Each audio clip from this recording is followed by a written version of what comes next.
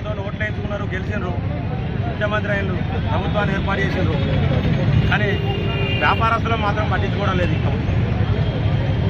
నిన్న రిలయన్స్, మొన్న డీమార్ట్, ఈరోజు వచ్చేసి వాల్మార్ట్ను తీసుకొస్తామని చెప్పేసి కేటీఆర్ గారు ప్రకటించడం జరిగింది. వారికి భూమి ఇచ్చి సహాయ సహకారం చేస్తామని కూడా చెప్పడం జరిగింది. దానివల్ల ఒక 2000 కుటుంబాలు బాగుపడతాయని చెప్పేసి కూడా చెప్పడం జరిగింది. కానీ ఒకటి మాత్రం ఆలోచించడం లేదు ప్రభుత్వం.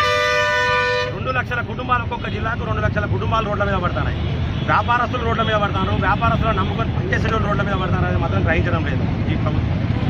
కాబట్టి తక్షణమే ఈ యొక్క ప్రభుత్వం స్పందించి ఇలాంటి కార్పొరేట్ సంస్థలు, డీమార్ట్ కావచ్చు, రిలయన్స్ కావచ్చు, లేకపోతే ఈరోజు వాల్మార్ట్ తీసుకొస్తానంటారు, తప్పకుండా వాల్మార్ట్ను మాత్రం ఇక్కడ తీసుకొస్తే మాత్రం ఉద్యమం పెద్ద ఎత్తున ఉంటుందని చెప్పేసి మేము వ్యాపారస్తుల జాయింట్ యాక్షన్ కమిటీ తరఫున జరుగుతున్నాం.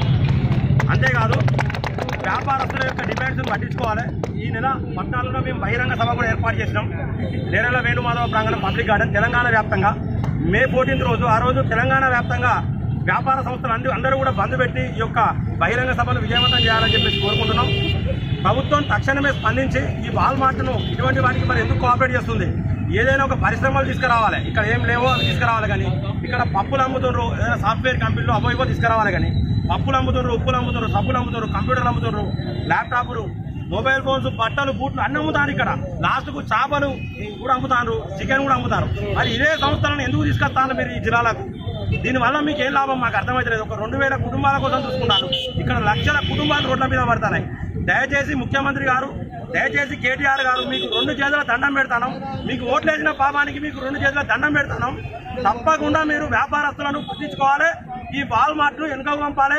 మీరు ఇమీడియట్లీగా ప్రకటన చేయాలి, లేకపోతే ఉద్యమం తీవ్రతరం చేస్తాం. మా చేతిలో ఓట్లు ఉన్నాయి, వాళ్ళ చేతిలో కోట్లు ఉన్నాయి. మరి మీకు ఓట్లు కావాలన్నా కోట్లు కావాలన్నా మీరే తెలుసుకోవాలి. ముఖ్యమంత్రి గారు, వ్యాపారస్తుల ఐక్యత, వ్యాపారస్తుల ఐక్యత, వ్యాపారస్తుల ఐక్యత.